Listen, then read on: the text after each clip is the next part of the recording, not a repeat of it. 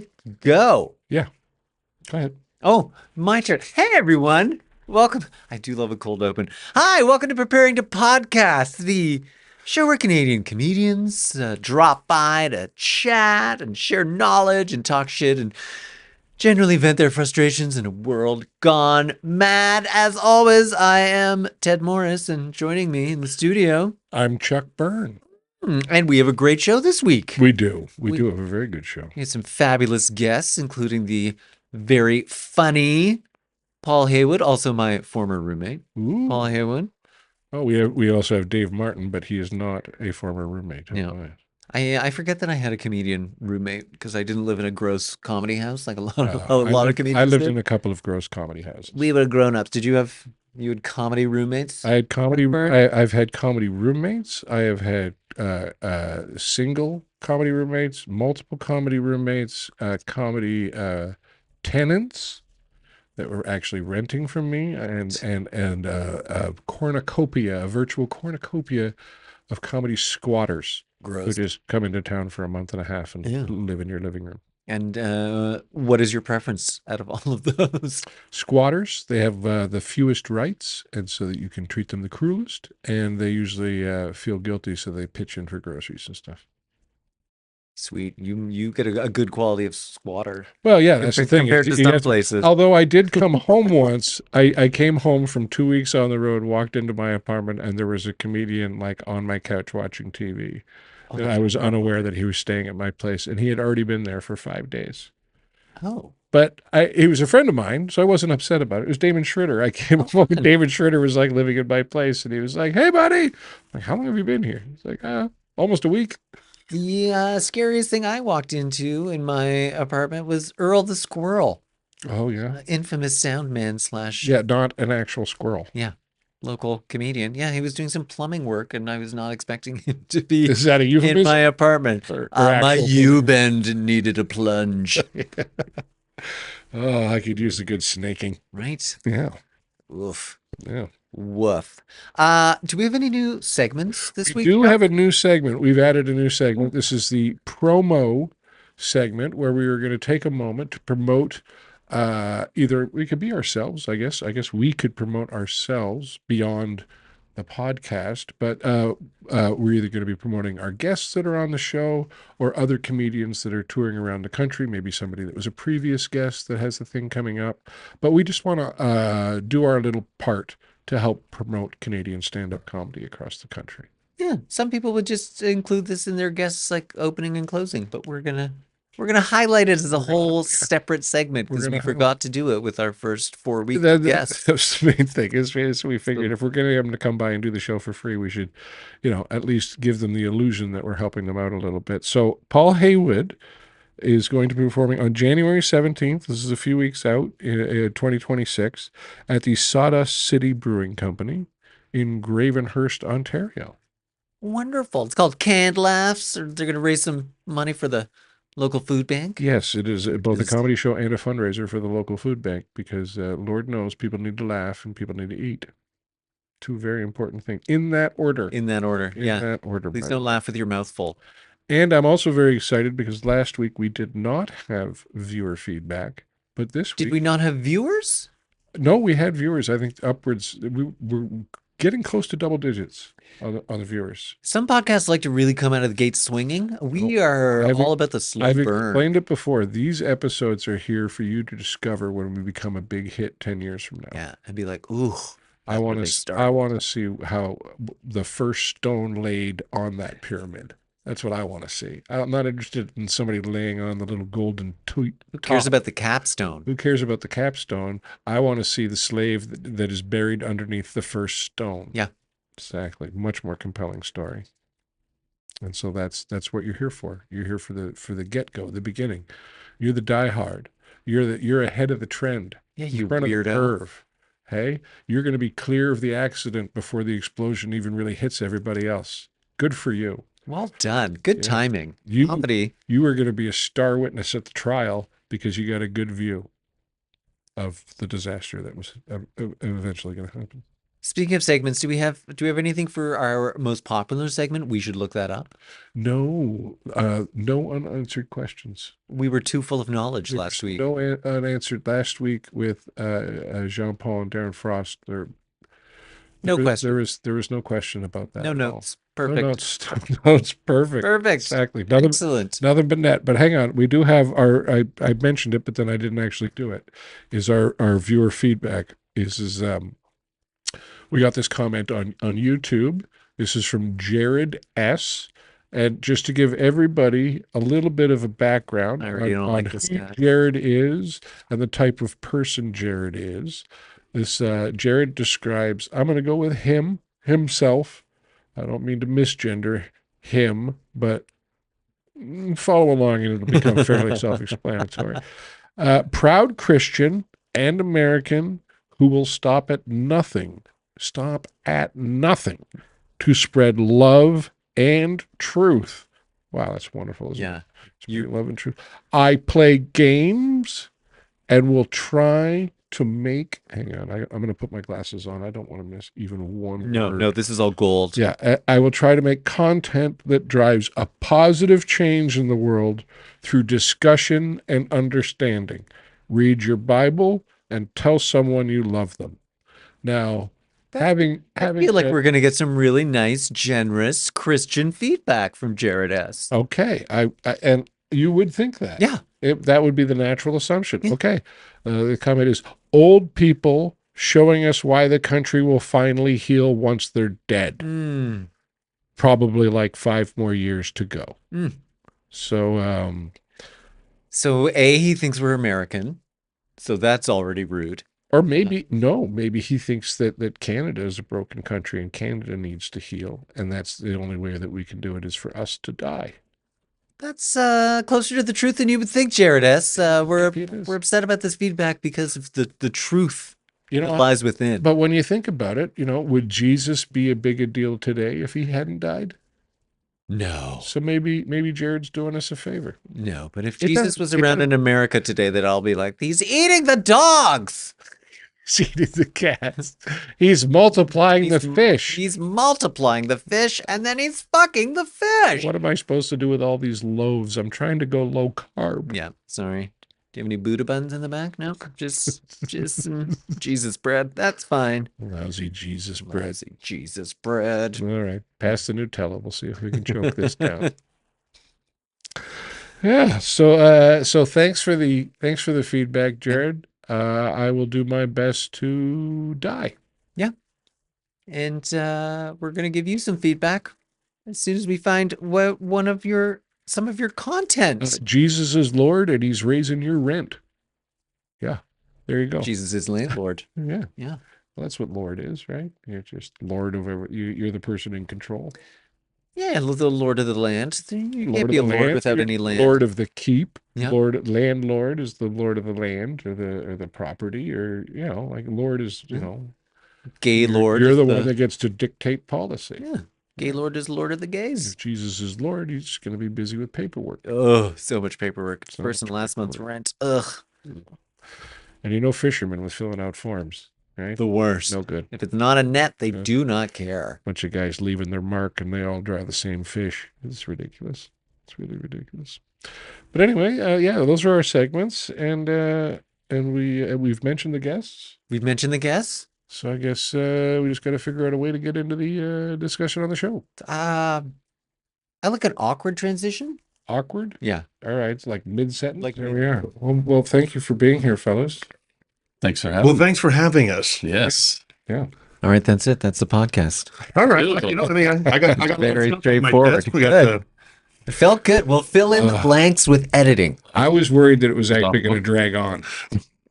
So, this one really felt like it flew by. It really did. It was very snappy. I liked it. I was completely off book. Not awkward staring between the four of us. No. Best guess so far. I think so. So we should get the ribs out then, right? Yeah. Totally. All right.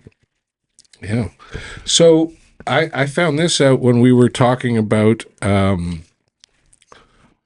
you being here next week is that you two lived together as roommates at one point. Yeah. Yes, sir. We sure Yeah, did. sure. We sure did. He Yeah. slipped in. I always Yeah. forget that I lived with a comic because Hang on, let me savor the moment of the slipped in. Yeah. All right. And there it is. dirty, There it is. I filthy. think the word slip doesn't really. Yeah. We had a very unique identifier when you got home. It was the ooey, Hooey. Yeah. and you waited for a response. Maybe you'd go ooey and hear some slapping sounds in the distance, and then you're like, oh no, No. okay. Ooey. Ooey's very effective. Very, very. What years were these? This The is wonder years. this is in case something's going down. 2000s. Oh, okay, all right. Yeah. Yeah, I was living with my good friend from the University of Guelph, Suzanne Bartu, Sue Bartu, Bartu D2, however you want to announce that. And then I was at an open mic and Paul Haywood was there and sparks flew. Yep. And then he met Sue Bartu. And yeah, that was a better, And the rest is Yeah. history. Yeah. that was a better match for you. Yeah. Now, is that the only comedians that you've lived with? Have you lived with other comics? Either of you? No. I have. I think I have the trifecta. I don't know why it was. I had Christine Von Hagen when her and I were an item, and then Jamila Ross, who was at Second City, and Pete Zedlacker, and I think Jen Robertson was a roommate for a while on Parliament Street. Wow. what a Jen great Robertson of Schitt's Creek. Yes. But yeah. It was a great apartment on Parliament. Unbelievable. Yeah, a former massage parlor, as Yeah. we found out, because we would get all these they did not forward their address, as massage parlor people are so known to do, and so we would get all this weird mail, and we had a dry sauna in the place, and every bedroom had a sort of a diamond shaped window on it that people could, I guess, whoever was running the place would just kind of peer in, make sure that everyone was getting jerked off appropriately. Yeah. Disrupt. According to regulations. Yeah. And we had a fortune teller that lived on the first floor for a while. That kind of got a little bit weird, but yeah, we had it was an amazing place. I remember Having Pete dragging Comic X, we'll say, down the stairs. Oh, we could say who his name is. He'll be fine. Sure. Pete and Dan Dunn got in a scuffle one night. We were having a party, and you are going to be hearing from Dan Dunn's attorneys. And you can. I'd be surprised to hear from Dan Dunn. So that would be my surprise. But yeah, it was a tussle down. And not to name drop, but I think Mike Wilmot and Brent Butt separated the two of them. Yeah. And I think Dan had a big chunk of Pete's hair, which I think Yeah. That's where it went. That's Yeah. where it went. A rare commodity. yeah, So you can he ripped out my hair. take the boy out of Wawa. Yeah. But you can't. He can't bring his hair with him. There was also all of that. the famous Will Ferrell party. I don't know. I don't know if it was that party. It might have been another party. I think Pete had one of those, weird auditions on a Saturday that he had to be up for, so he wanted people to kind of calm down a bit. And Dan Dunn was very much like, what are you talking about? We're having a party. And then, Oh yeah. and then I'm on Dan's side. Yeah, I think I'm on Dan's side with this one. you're pro Dunn. Yeah. that's a fairly good mix of like you were both in a relationship with the roommate but a lot of comedy roommates. Because when I started out, I lived in a house with comedians in Vancouver, Tim Nutt, Glenn Wool, Mike Headley. Then I moved into another comedian house, which was Kerry Talmadge, Alan Park, Simon Menahem, Monty Cohen. Wow. And then I moved to Toronto, lived with Johnny Guardhouse. But then in the apartment above us was Kerry Talmadge and Ian Sirota. And that house was kind of a... we were like a bed and breakfast for touring comedians. And then What would you make for Tim Nutt breakfast? for a while? Good breakfast? Like it was like I lived in a few different kind of communal group situations with comedians. And then when I bought my condo, I had like comics rent my extra room for me. So that was and that was the same thing. We used to have everybody's head shot up that had stayed in our apartment. There's like our entire hall. We had more headshots than most clubs. My first pro weekend, I went to that house, legendary house. Wayne Fleming was like cutting the lawn. Yeah, It was just wait, kind I of. mean, cutting I the hear lawn. you're working in Sudbury with Chuck. I'm like, yeah, they're all upstairs. Okay, great. Just awesome. It was a rare situation that we lived in like the nicest neighborhood in Toronto, in a very affordable apartment, and the super in our building was also a comedy booker, so all of our behavior was easily excused. Yeah, yeah.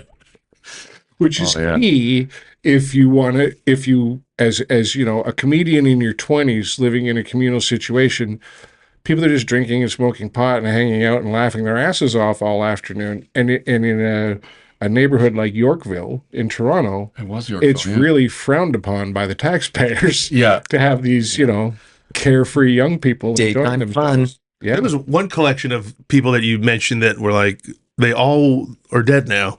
There's like Alan Park, Carrie Talmadge, Monty Cohen, and it was like a fourth person. But Simon Menahem. Well, he's dead to comedy, but he's not dead. Dead inside.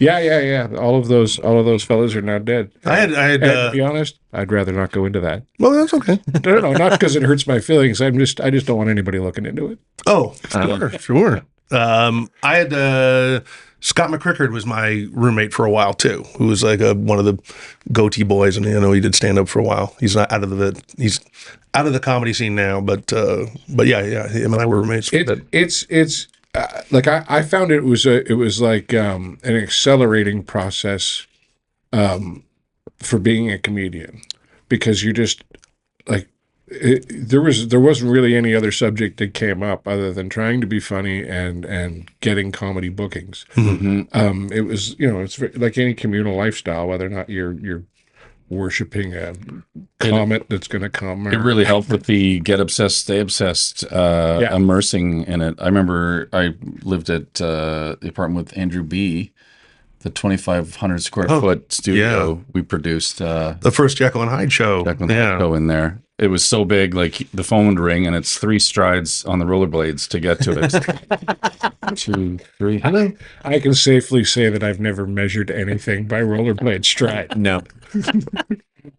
I don't know how many waddles over is that? Yeah, but it was. You're right. Like that was time to write more, like time to immerse yourself more, or in some big hitters in that building. And also I find you're inherently competitive. You want to be better than the other comedians, right? Yeah. Hopefully. Yeah, for sure. Well, yeah, it's like a classic thing. If you want to become a better comic, you surround yourself with comics that are at least on your level or better than you. Yeah. And there's no point in sort of, being the top dog and just staying that way of just surrounding yourself by other comics. You need that to are chase. You need to be chasing somebody. right. Yeah. Yeah. But also- we had judgmental partners. They would say something funny and be like, "Oh, you should write that down." And they'd be like, "Are you going to write that in your little comedy book? Are you going to write that down? Is that a little skit for you?" Like, I think worse is even you should write that down. If you're with a partner and she's like, oh, you should write that down, or have you done that on stage before? they did eventually apologize and figure it out, and they're like, "Oh yeah, we didn't realize that was important. Sorry." Yeah. That did turn out well. But yeah, fabulous. Do you miss that though? Living in a pit of constant comedy? Not at this age. I No, mean, yeah. I think if I was in my, if I'd hit 52 and I was sort of still living with like 4 other comics, I'd be like, what the fuck is going on here? Yeah. I mean, and then then you have to just accept, well, I guess this is it forever, or kind of, because you'd be like, well, if I haven't moved on yet, or no, I'm glad that I'm not in an apartment with like 4 other comics. I mean, it is fun for a while, but also I never found that there were any huge cliches amongst comics that, as much as we all sort of do stand up and do comedy, we're all quite different. And like some are obsessively clean, some are listen to excessively loud music, some do not listen to music, some some are excessively filthy, Yeah, it's a pretty good cross section of humanity. Yeah, just because you just do this one thing, not necessarily everything else is going to fall in line. And you find your own voice in that original communal group, and then after a while as an adult you're going, I gotta live by myself, I think. So you take what you learn kind of thing and Well, it's also interesting because when you first start doing comedy, you're doing it with a lot of other comics there's more comics on the show. You're just around more comedians. And if you move on and advance, you're going to be working alone a lot more and traveling alone a lot more. And it becomes more of a solitary existence than it is as when you're starting out. It's all about getting in with the group. Yeah. Right. Well, yeah. I mean, when I first started, it was just, after the show, you're hanging out with other comics. So sometimes, that's who you want to make laugh at the end of you want to, not that you should, you kind of do get a reputation sometimes playing to the back of the room sometimes, but that's who you're going to be hanging out with after the show. So also who's going to put you up for gigs initially. Right. Yep. Right. The comedians are the ones that kind of let you in. Yeah. Right. Yep. And you can, in today's market, people are self-producing to put themselves on shows. They just produce a show and they host the show and boom, I'm a comedian, right? There are no gatekeepers if you're willing to do it yourself. Right. Well, I remember Kenny Robinson once saying to me, it was just like, he's like, do you see how many comedians do you see in the audience? And I was just like, none. He's like, well, then why are you doing jokes for them? And I was just like, well, you got a Fair point enough. there. Yep. But then again, when you first start, you're doing a lot of bar gigs, indie rooms, where there could only be literally 12 audience members and 14 comics. So sometimes you play to them. There's also that style of stand-up which is very fourth wall. It's very I'm observing myself observing. Right. Type For of sure. thing. And you're sharpening your instinct because initially you're kind of like, is this funny? I don't know. Is this funny? And then you can kind of run past somebody. It's not, Paul. It's not funny. Never. It was never. Not once.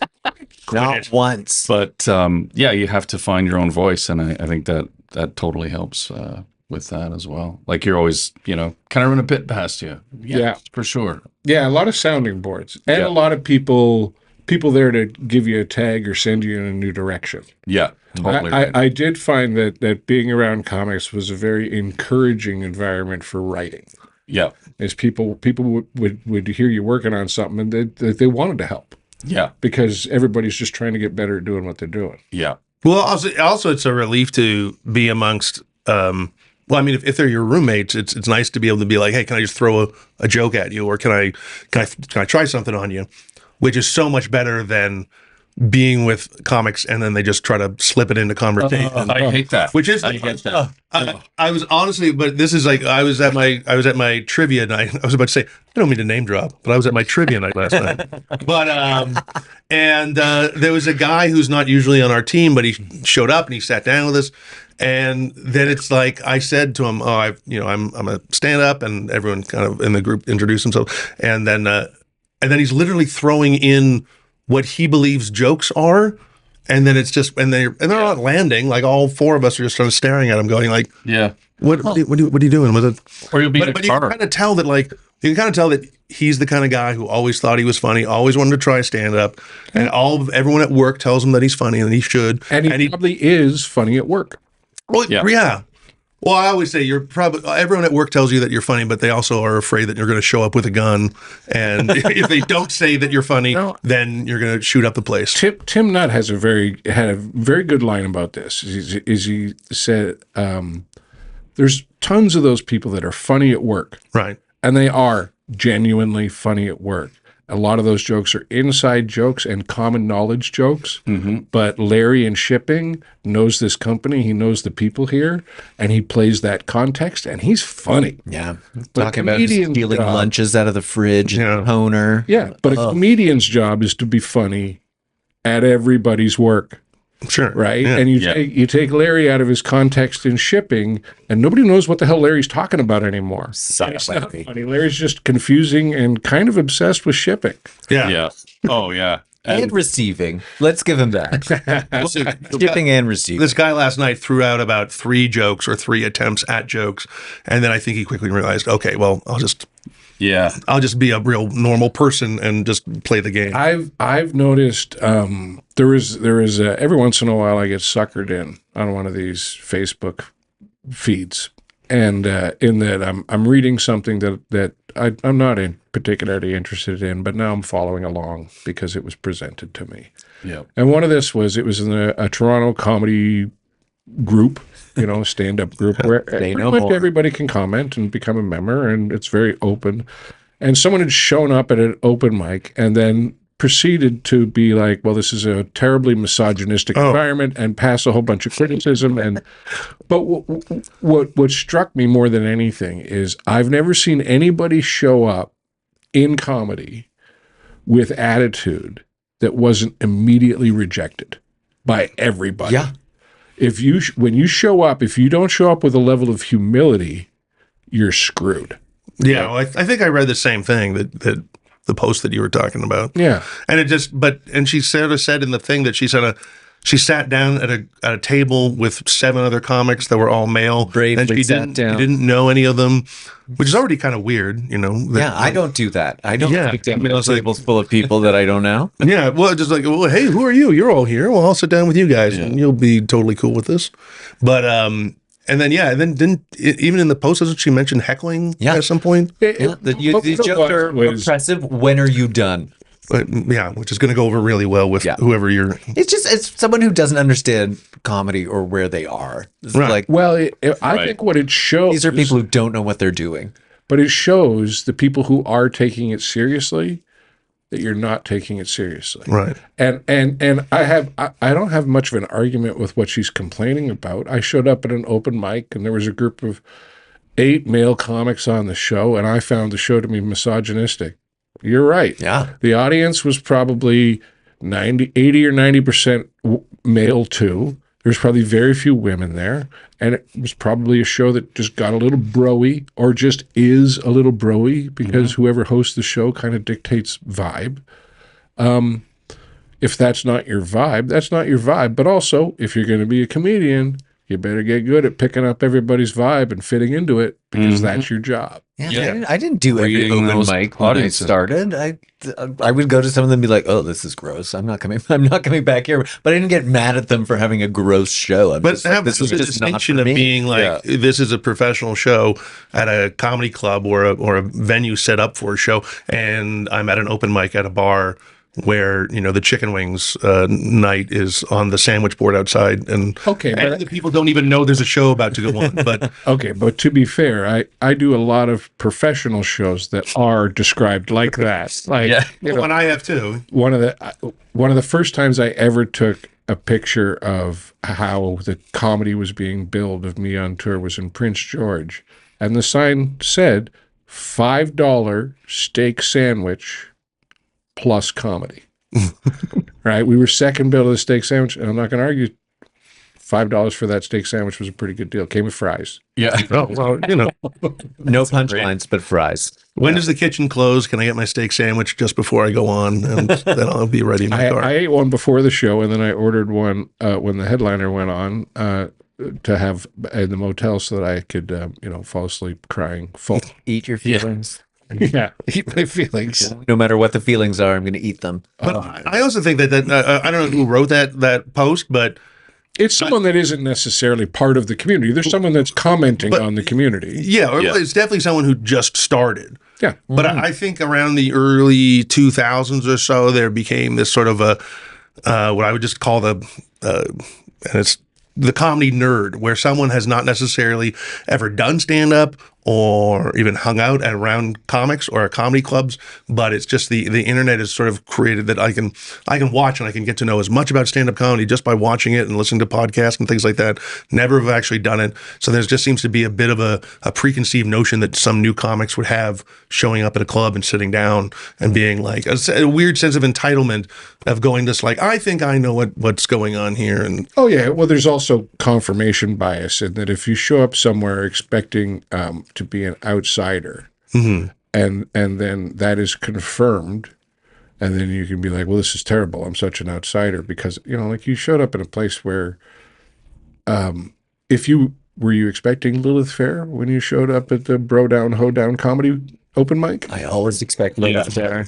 I'm not going to lie. a lot of hairy armpits. Yeah. I've got something to say. There's no indigo girls here. And it used to be all male all the time. Back in the day, it was like a male-dominated kind of thing. And I agree that it was. I don't agree that was a plan or Yeah. that was No. something that women were in droves approaching comedy clubs trying to get on open mics, and people were like, "Yeah, no thanks, Sally." Yeah. That didn't happen. Every time I've seen a woman show up at a comedy club, the promoters, the managers, everybody is excited to get them on stage as fast as they can. Yeah. We knew it had to change. Like we knew it had It to. wasn't even that it had to change. It was that the people in the higher up media, in the radio, in the television, in the movie industry, they wanted 50-50, Yep. right? Which is all fine and good, but that's not who's showing up to apply for these jobs, Yeah. right? Like you can say we want half our firefighters to be women. It's all fine and good. You're going to be telling a lot of guys that they can't be firemen, and you're going to be begging women to be firemen. That's just the situation you're going to find yourself in. I'm trying to bite back some comment about hose and hose. It took me too long to get there. Holes. Thanks, man. Just a premise. Premise. Hose and hoses. Yeah. Well, I think the other issue with people who like this Facebook post that we're commenting on is people who think that the open mic scene is the comedy scene. Yeah, that's true. And like even Now Magazine did it one time. They're like, oh, we're going to check out Toronto's comedy scene and we're going to go to a bunch of open mics. And then they were wildly disappointed with the quality of comedy in Toronto. It's like, well, yeah, because it was amateur comedy. And not all open mics are created equal. And some of them get some good comics on and some of them do not. But judging them all the same And just it's hard to know the difference unless you go. Well, it's like if you go to a gym, it's like most people that are like go to a gym often know that everybody who's coming through the door, it could be their first time, at the gym. And also, but if you go to the gym, you watch everybody going like, well, it doesn't look like everybody knows what they're doing. So it's like an open mic is basically like a gym for comics. Yeah. You just Gym, like a head lab. down there to the gym, do a little people watching, do you, Dave? All the time. Yeah, That's why I picked out most of them. if you go to the gym in January, I have to put my blind man glasses on and walk around with a stick just to get away with it. You've come to the conclusion that none of these people really know what they're doing. Do you give out some pointers? Do you wander around? like a little Debbie snack cake. You look like you tried hard. Well, Here's the snack. Debbie. it's like that old thing. I mean, if you like the comic and you care about them, then you might give them a pointer. If you find them just annoying, you'll just say, "Hey, great set," and then they will, and then just hopefully you don't have to interact with them again. Yeah. That is true. I have not given tags because I felt that I was throwing it into a well. Right. Well, I've had tags where I've been like, oh man, I feel like I should give that guy a tag or see if he would like that one line, and then I would just be like, oh wait a minute, I don't even like that guy. So Yeah. Why am I helping? Yeah. Why would I do that? It's a casual fun help. Yeah. I sometimes I worry that if you come up with a good line for someone, that if you want the person to be able to do the line as well as you think it will go. Mm-hmm. And so if you don't feel that the person will do the line justice, you might be like, eh. It's almost like the old Mike McDonald or Tim Steves. It was Mike's line originally, but Tim would say, you'd have a premise or whatever. He'd be like, that's not bad. I'll tell you, you have a week to make that funny, and then I'm going to take it. Yeah. So here I'm helping you, but if you can't, don't do your homework. I'm taking it back. Yeah, that's mine. I miss it was almost like an English boarding school feeling of there were seniors in the comedy community and there were freshmen in the comedy community, and the seniors were kind of expected to treat the freshmen like shit a little bit to filter out the people that were serious from the people that weren't serious. There is I a didn't huge like that is so missing now. There is no madman at the gate that you have to get past. Everybody are these amateur zombies walking around going, I'm professional. It's actually no. And you can tell. Well, it by makes the everybody amount of- better to have a gatekeeper to some degree. Yeah, and you'll see these shows. There's like 11 people on the show. What's going on? For us, it was like three. That's it. Well, no, I was on shows. I mean, I remember the old Thursday night, which was the Pro-Am night, was I think Oh yeah, a host, 6 people, and then a headliner doing a full set. yeah.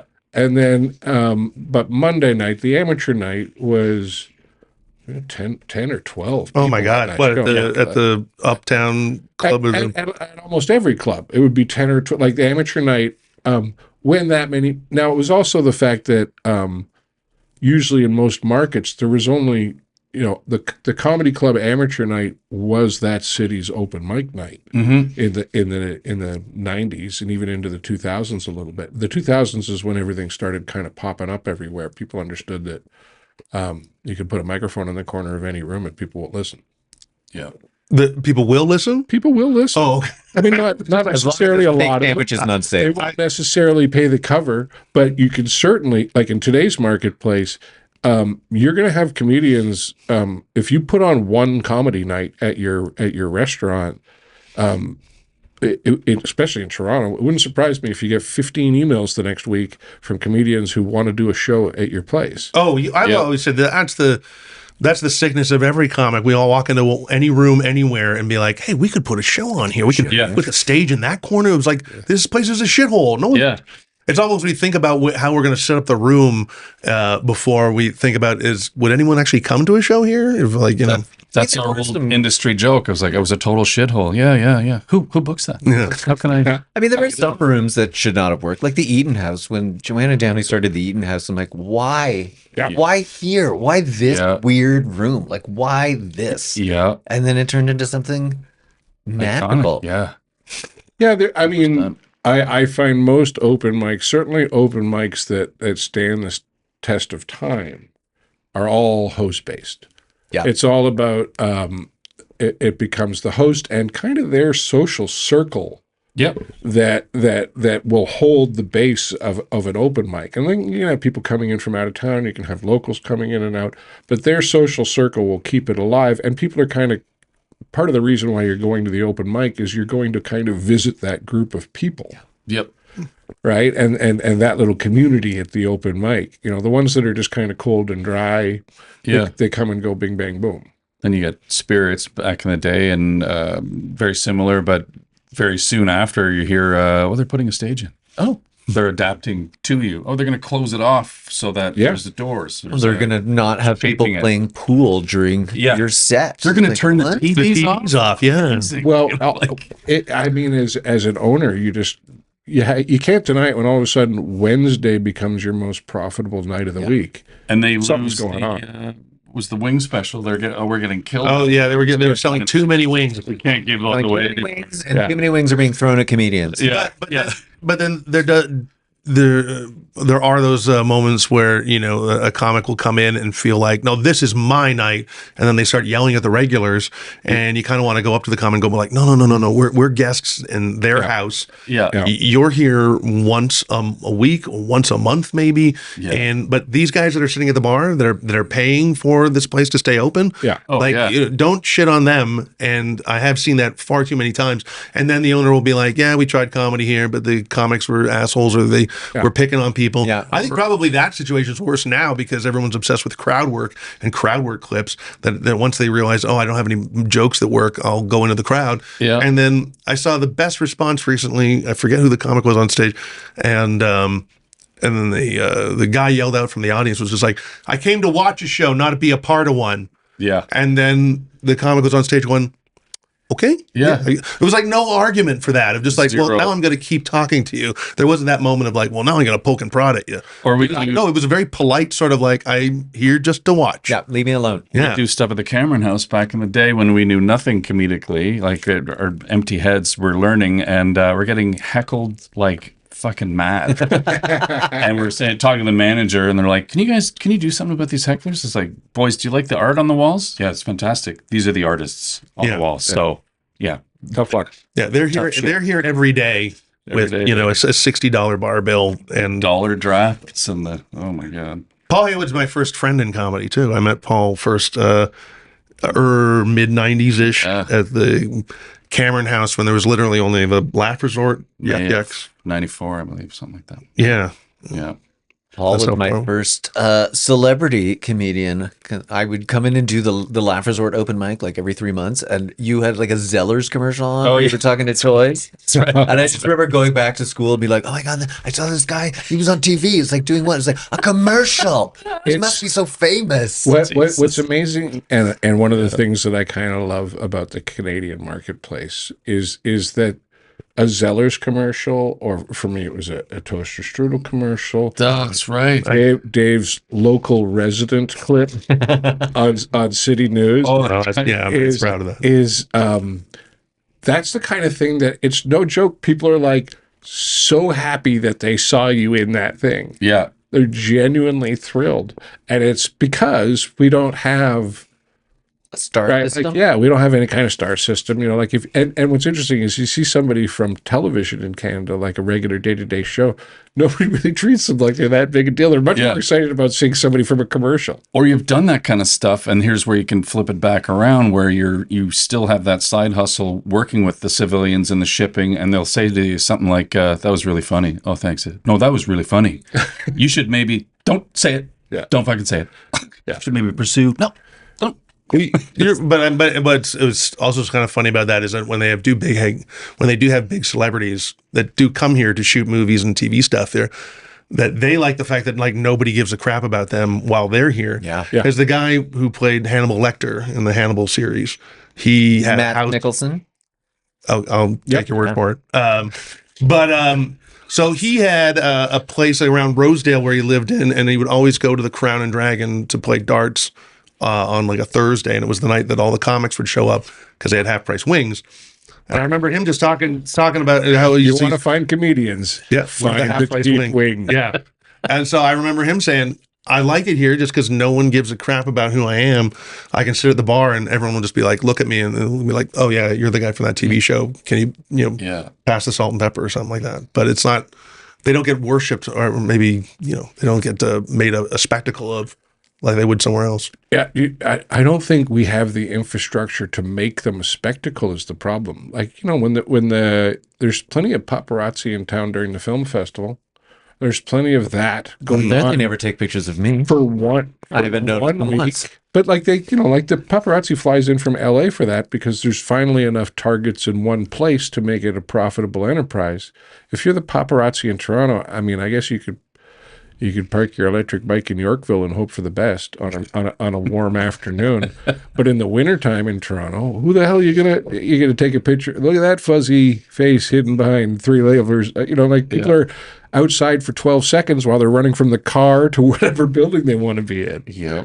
I always thought a funny TMZ would just be like just following regular comics around or catching them going off to the laundromat, but just doing like the most everyday boring stuff. But hey, you're a comedian guy. Comedians just like us. Yeah. Except sadder. So what if your pitch is, what if TMZ sucked? Even more than it already.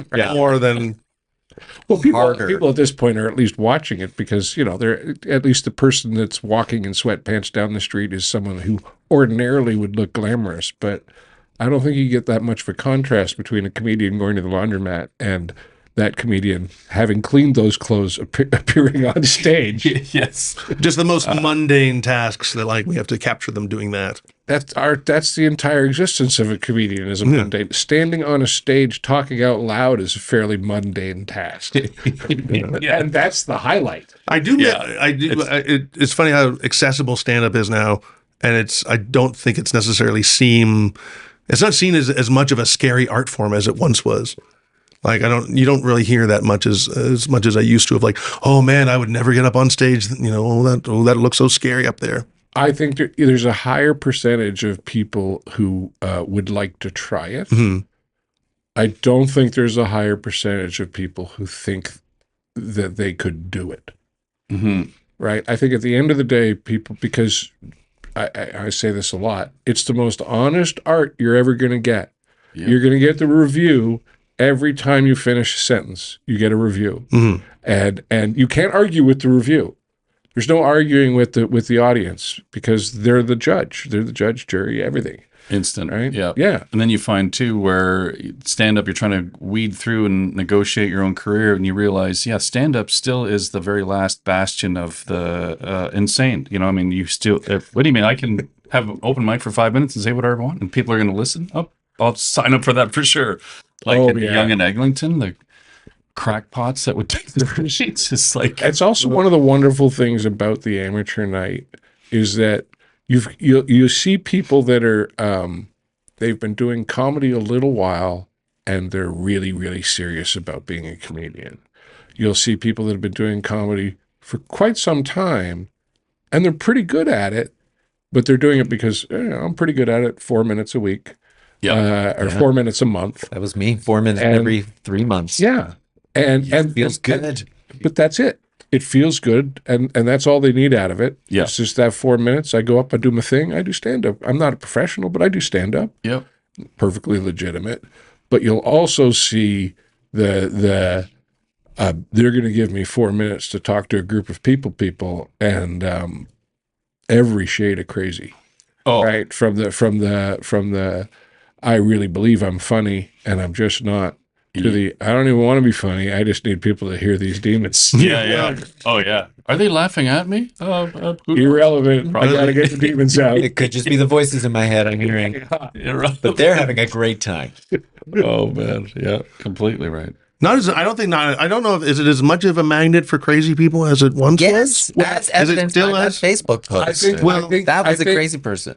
TikTok and the internet has taken a little bit of the air pressure out of that situation, because everybody can just scream at their phone all afternoon, Right. But you still get those people that I don't think they're showing up necessarily for it as a soapbox so much as they want to express live what they're now expressing on TikTok. I mean, like in the same way that you get these TikTok people getting booked into comedy clubs, and then they all of a sudden wake up to the fact that I can't just kind of say all the things I said on TikTok for 25 minutes. That's not actually a show. Yeah, and then they also realize that their amount of followers are not going to be equal asses in the seats, or they're not going to come back a second time, like the Screech effect. The second time is I think more of a worry in that regard, because like a comedy bar, they've booked a lot of them and they sell out, but the people leaving the shows aren't necessarily thrilled with the show that they saw,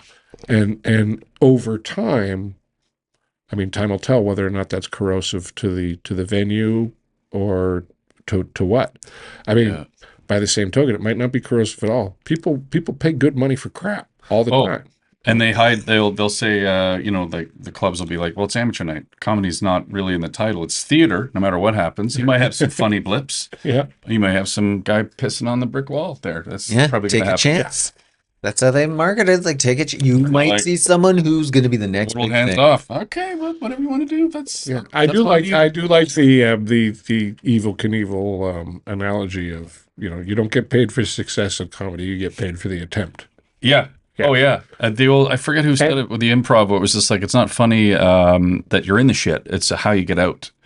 Oh, that's good. You're in it. Everybody knows you're in the shit. How are you going to get out of that? Yeah. That's the gold or whatever. But I've seen that. Gavin Stevens, I was working with Gavin one night, and you used to have a show with an audience where it got confrontational, both between, like, the audience initially got confrontational with him, and then he got confrontational back, and then it reached the point of uncomfortable, where everybody in the room is just kind of like, this. Nobody wanted to be here. right. And this was fairly early, and it was just a big group from one company kind of being jerks, and a comedian that put up with plenty and then was kind of done putting up with it, because at some point, you're not children. Why are you acting like children? But that's when the show for me got really interesting, because okay, I know Gavin. Gavin's funny and he's good at what he does. Let's watch him dig. Yeah. Right? Because he's going to dig himself out of this situation. And he did. He does. By the end of his set, like you would have looked and gone, there's a funny guy, and it just wasn't his night. Right. Oh, yeah. Right. Like, but he scrambled and came out with at minimum a tie, maybe a win in overtime type of deal. Right. But it wasn't like he got crushed by that audience that really wanted to crush him. Yeah. Yeah. It's just like that deep breath, and he says he's going to dig out. I've seen it before, and here he's dug out of that. That's awesome. Like no panic, or in my scenario, it was we're working with comic Y, and comic Y Say that. I so drop often. it. Drop the name. Because deeply offended Why? Gavin, and took a bunch of time from him, and the comic was just like, I don't know what I should do, and Gavin's just like, how about get the fuck off the stage? How about that? How about that? It's so awkward, but it was just like, yeah, he just, yep, dug right out. It was, Also, it depends on when they dig themselves a hole. If it's 4 minutes into a 25-minute set, and that's particularly interesting. But also, I mean, if you're doing like a 10-minute spot, and if it gets fucked up at the 8-minute mark, I'm always like, well, I'm not going to get paid any more for the amount of time that I'm up here. All right, I'm done with you. I don't want to be up here anymore. I've proven myself to myself, and the first 8 minutes were great. You liked me, and then now you don't, and then I'm not going to bother trying to get out of this hole. Fine, I don't mind walking off to silence. That's okay. You're not going to remember What me. was that? Yeah, You're not going to remember me or hold this against me. yeah. And if you're at that point, I always find if you're right near the end of what you're supposed to be up there doing anyway, and you're cratering out, give the crater a great big hug and say good night. Tell the audience, well, I think that's as bad as I can be, so I'm going to wrap it up right there, and give the other comedian that's following you the opportunity to start fresh from your crater, because you spending the next, if you got 2 minutes left, spending the next 2 minutes soft shoeing your way to mediocre is right. Go. Yeah. And you always have to remind yourself that the audience wants you to do well, and they don't necessarily want you to struggle and like, ooh, I don't. So if you're supposed to do 10 minutes, and if it gets to 8, and then it starts going really downhill, just say goodbye. Yeah. Just say goodbye, because it's like, what's the alternative? Just staying up there for 2 minutes and watching you sweat and be in a panic, and it's sort of like, that's what. Whenever comics talk about being nervous on stage, I would just say it only lasts for as long as you're up there. So if you want to just cut it off, just leave. Because no one likes to watch the same thing about comedy in general, is that just leave that. Well, but then you get just leave. But then if you have to do a 90-minute show and someone's being like, "Oh, you bailed 10 minutes in," then you're like, "Well, I don't have to make up that time." Different where you're on the road. I was told, do your time, come hell or high water. Like if you're doing great, don't go extra, because I was just killing, and I thought I'd do extra. No, do your time. Yeah. Or I was sucking out loud. I thought I'd leave early. No, do your time. Oh, I've done that. I cratered a show like with my opening line. I was the last comic, but I'm like, okay, I guess I'm going to stay up here for my whole 30 minutes. You guys all hate me. This is super fun. Yeah. And the other comic was like, I can't believe you didn't just leave. Like they were being so openly awful to you. It was like, I didn't care at that point. Yeah. They're just being all homophobic, and I was arranging their heckles. I'm like, all right, let's hear something new. No, we've heard that one. It's like, no, we've heard that one. We've heard that one. What else do you have? What do you have about me? Yeah. And just played with that. But I'm like, no, I'm supposed to be up here for half an hour, so I'm going to stay. Yeah. Oh, no. Make you hate me.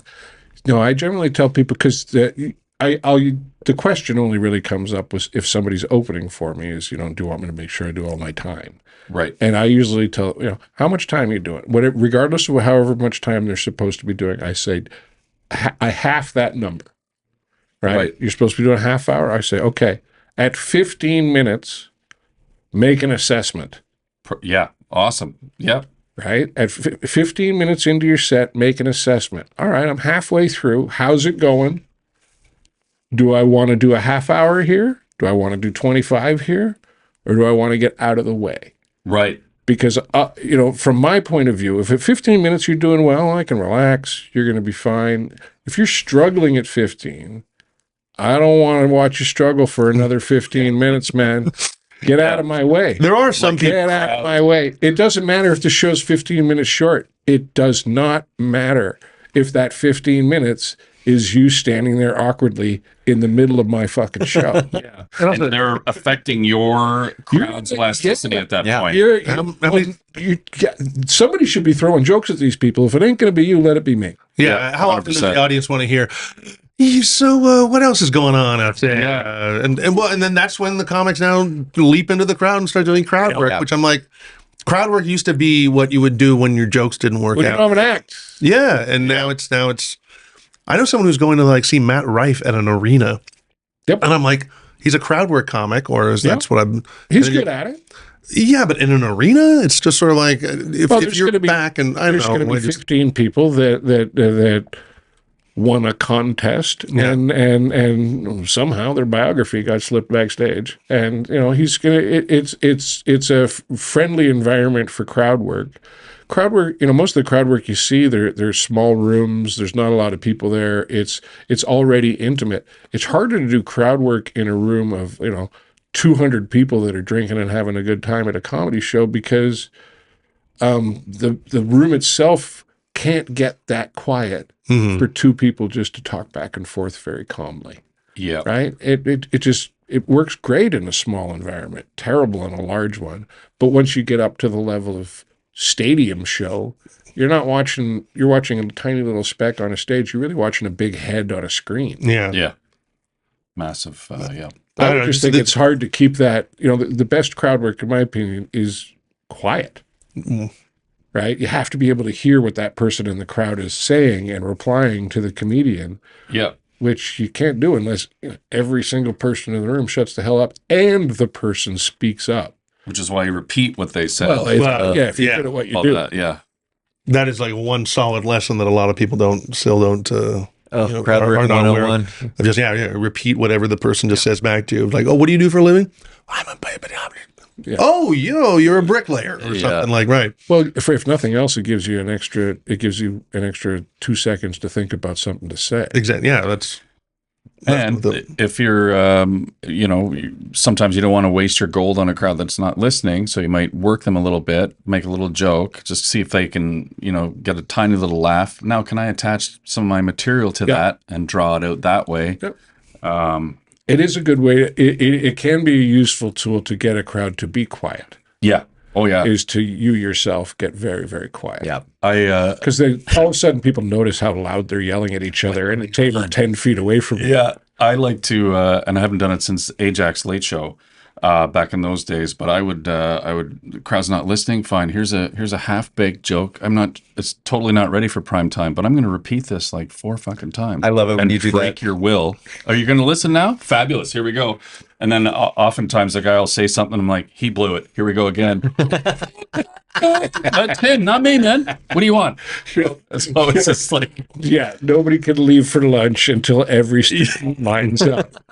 You're that teacher. But I think it was you. We were working in Ajax, and they'd pay you, and you'd have the money in your jacket or whatever, and you'd get heckled. You're like, sorry, what was that? What was that? That doesn't matter.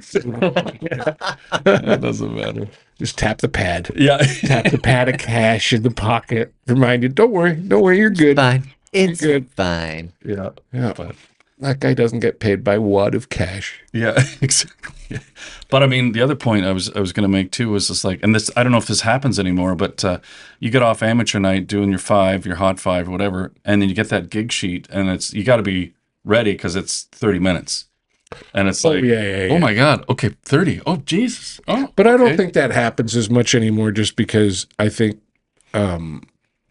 nobody's demanding the 30. Right. 30-minute middle's gone. You can offer if you have the 30, but nobody's demanding it. Oh, you only got 10? Fine, I'll put you on with 2 other comics. It just actually seem to be a prerequisite that you have to have worked clubs or have to have gotten off of an amateur night that much anymore because there's so many indie venues or even like the Comedy Bar. You could literally just set up a show there with zero experience, zero stage time under your belt, and the differentiate between. AI will build you a beautiful poster. It sure will. The advancements in posters are amazing, and people don't really know the difference between what sort of show they're going to. If they're at a professional venue like the Comedy Bar, they don't really look at someone's resume and be like, "Oh, well, okay, now clearly you should be here, and we should be going to see your show because you paid." I think also paying your dues isn't necessarily that big a deal anymore either. No, but I do find that fully to other comics for the corporate gigs that I'm doing, the proper gigs that I'm being booked at, where somebody's got a real budget, those people are doing their homework. Those people have gone and looked at my clips online. They've looked at my resume. They want to hire a professional. Mm-hmm. The venues aren't as picky. They just are hoping you can get people to show up and buy chicken wings. Yeah. Yep.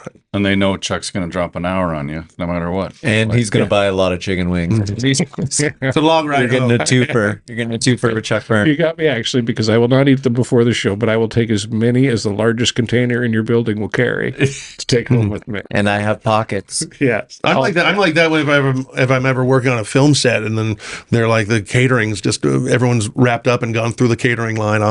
If they've got extra containers, I'll be like, it's like the classics are, is it me or the garbage? Well, it can come along with me. Well, yeah, it will. It'll go home with the caterer. Two sides of the same coin. Well, no, sometimes they just chuck that shit right out because they can't necessarily, unless they're going to put it into another recipe of other stuff, they can't give it to a homeless shelter. No, but they can eat it themselves. I mean, Yeah, they can throw it out in front of homeless people. One of the best moments is like it's fresh. feed their own Fresh. children. I'm not worried about feeding the world's children. I'm just feeding my own children. My own inner child. That's what I want to. exactly. You'd be headlining Halifax, say, and you'd have it's either the restaurant manager having your takeout, and you'd stand in the back of the room and Oh, it's time to wrap up the my show. God. Okay. Yeah, your wings are ready. Oh my gosh, jerk chicken. Here we go. But yeah, Oh, Halifax jerk chicken. Some of the best jerk chicken you're going to have. absolute smurfly. Is that? Are we still talking about chicken? Yeah. right. That's all right. I got distracted by chicken. I gotta be honest with you. Awesome too. It's Yeah. all I really do in Halifax is donairs because I figure it's like a win in Rome situation for me, and I always overdo it. Yes, you do. Always overdo it. Like ruin a couple of hotel towels. Just going to town on a donair. And, My first and last donair was with you in Halifax. Yeah. And I watched you order. It was like double meat, double sauce. And you're like, this is great. This is great. And I had a couple of bites. I'm like, this is something you have to be like raised on or very, very drunk the first couple of times you eat it. And I think you had. I just committed to self-destruction more than anything. It's a gluttonous pile of meat. Well, the Thanksgiving pizza in Halifax from Extreme Pizza was always like. That was like on the plane ride over to Halifax. That was one of the things I was thinking about. That's a good idea was just for like pizza, turkey dinner. Well, yeah, no, it was just the Thanksgiving pizza was just awesome. It was just like the stuffing, the chicken, and the great, and it was just. And then you describe it to other people and be like, "Ooh, that's gross," and then they would have one bite and be like, "This is the best thing ever." There's a sandwich shop in St. John's like that. Thanksgiving in your fist, right there, with the cranberry mayo, the turkey, the stuffing. Just like, oh my god! Or the sushi place near King O'Donair in Halifax, that grotto. It's all donairs all the time. Sushi's a Vancouver thing. I'm a West Coast salmon guy. East Coast salmon's garbage. Wow. I'll say Hot takes. Hot takes. I'll look you right in your goddamn Norwegian face and tell you your salmon's fucking crap. Please send your complaints to Chuck Byrn. Suck on a smelt there, Spin. Yeah. And that brings us to the end of episode 5 of Preparing to Podcast. That was fun. That was a good It was conversation. a good conversation. It's nice to see old roommates again, I guess. It is nice to see old roommates again. Particularly now that they're no longer roommates. Yeah. Yeah. Although he was a great roommate. Yeah. He was just an add-on. Yeah. Well, we both brought my actual roommate and I. We just both brought our partners into the mix and had a very fun sitcom-y house. Yeah. It is a wonderful experience living with other people when without the legal or biological attachments. Yes. Yeah. Any of us can leave at any time. Yeah. It's just that option. Yeah. Relaxes the whole situation. It's my preferred way of going through life is no legal attachments. No legal attachments. But if you do want to legally attach yourselves to the show, you could do us a wonderful favor by subscribing to us at Preparing to Podcast on Instagram and TikTok, and Preparing to Podcast on YouTube. It would be wonderful. It's free to do for you and wonderful to do for us. Yeah. And you know what? Just do it to stick it to Jared.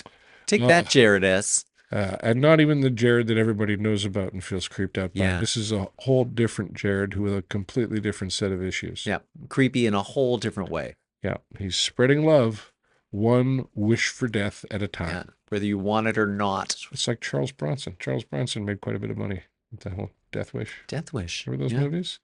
Vaguely. He was like the pre-Dirty Harry, Dirty Harry.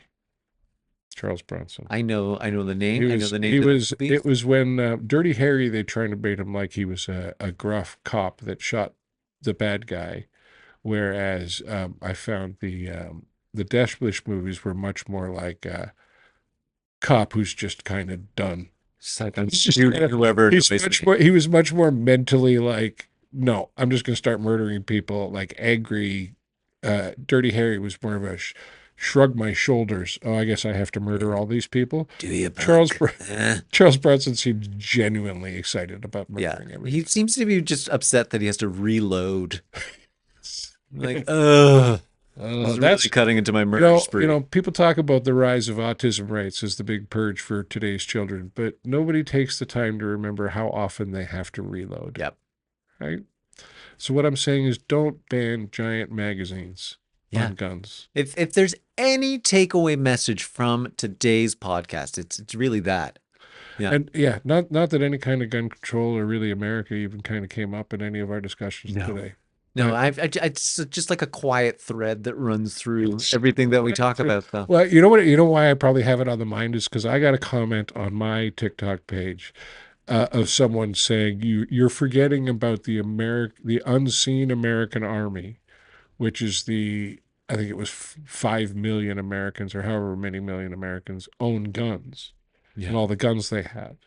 And I said, no, the Canadians are actually counting on all of those armed Americans because last year alone, they killed over 40,000 Americans. Yeah. I mean, we don't really have to go to war. We just kind of wait it out. Yeah. And we have guns here. We just spread them out and they're more for, practical purposes. I believe Dave and Gary have them this weekend. They're going hunting. Yeah. They've got the guns. We'll get them back. We'll get them back. Everyone's going to have a good time. And if we don't get them back on time, it's an extra $1.50. Well, extra $1.50. Yeah, 5 million Americans may have guns, but like 3 Americans have 4,999,000 of these guns between them. Yeah. It's there's a few people that are heavily armed. Yeah, ammosexuals, I believe they're called. Ammosexuals? I think so. I don't want to mislabel any angry person with a gun, but I'm pretty sure that's what they prefer to be called. I'm just trying to picture it in my head, the ammosexual, and I'm thinking I don't think I can stick my dick in ammo, so I think I'm probably going to end up being a bottom to the ammo. Oh yeah, or I guess we're all bottom you give off ammo. Heavy bottom vibes. We did try. We went with like trigger fingers for a while, but that sounds vaguely racist. Trigger fingers. Get out of here, trigger finger. Is the strip show you didn't know you wanted to go to. But it's the one you just can't leave. Trigger fingers. Oh, that's and good night. Limping her way to the stage. Put your hands together. Do we want to let people know who's coming next week in case they're tuning in for next week? Well, not after that. No? Not after that. We're never having guests again? No, we're having guests again. Who are we having next week? Next week we have international superstar Carla Collins. Ooh. And national superstar Kate Davis. Yes. Number 1 on your program, number 1 in your heart. Kate Davis. It's a wonderful lady. We're going to have a good time. We are. We'll see you next week.